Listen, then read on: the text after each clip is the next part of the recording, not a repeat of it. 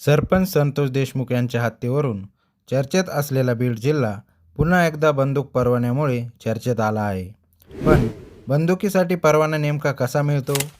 त्यासाठी नेमके काय निकष असतात? कोणाला बंदूक वापरण्याचा परवाना दिला जातो? तसेच महाराष्ट्रात किती बंदूक परवानाधारक आहेत? चला जाणून घेऊया या व्हिडिओच्या माध्यमातून.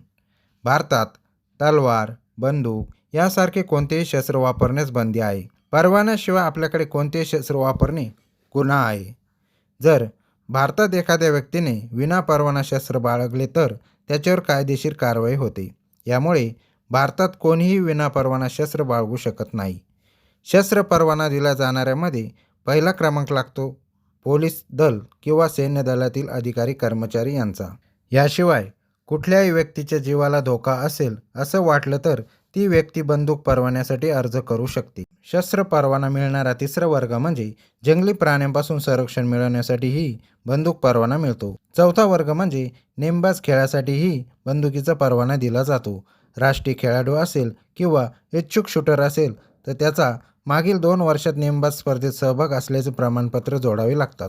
परवाना मिळवण्यासाठी पहिला आणि महत्त्वाचा निकष म्हणजे शस्त्र परवान्यासाठी अर्ज करणारी व्यक्ती भारताची रहिवासी असणे गरजेचे आहे. तसेच ज्या व्यक्तीला शस्त्र परवाना हवा आहे ती व्यक्ती शारीरिक आणि मानसिकदृष्ट्या सक्षम असणे गरजेचे असतं. तसेच या व्यक्तीला कुठल्याही गुन्ह्यात अटक, शिक्षा झालेली नाही आणि कुठल्याही कोर्टात प्रकरण प्रलंबित नसावं.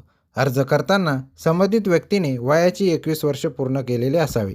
त्यानंतर शस्त्र परवाना आर्म्स ॲक्ट 2016 नुसार दिला जातो. ज्या ठिकाणी आपल्याला शस्त्र हवा आहे तिथल्या पोलीस उपअधीक्षकांच्या नावाने ऑनलाईन अर्ज करता येतो. केंद्रीय गृह मंत्रालयाने जारी केलेल्या आकडेवारीनुसार भारतात एकूण 35,87,016 लोकांकडे शस्त्र परवाना आहे. या आकडेवारीत सगळ्यात जास्त आघाडीवर उत्तर प्रदेश असून तिथं 12,88,459 लोकांकडे शस्त्र परवाना आहे. त्याखालोखाल पंजाब, मध्य प्रदेश आणि हरियाणाचा क्रमांक लागतो. तर महाराष्ट्रात एकूण 93,520 लोकांकडे शस्त्र परवाना आहे. माहिती देणारा हा व्हिडिओ तुम्हाला कसा वाटला आम्हाला कमेंटमध्ये नक्की सांगा. त्याचबरोबर हा व्हिडिओ आवडला असेल तर लाईक करा, शेअर करा आणि अशाच प्रकारे माहितीविषयक व्हिडिओ पाहण्यासाठी आमच्या स्मार्ट मराठी यूट्यूब चॅनलला सबस्क्राईब करा.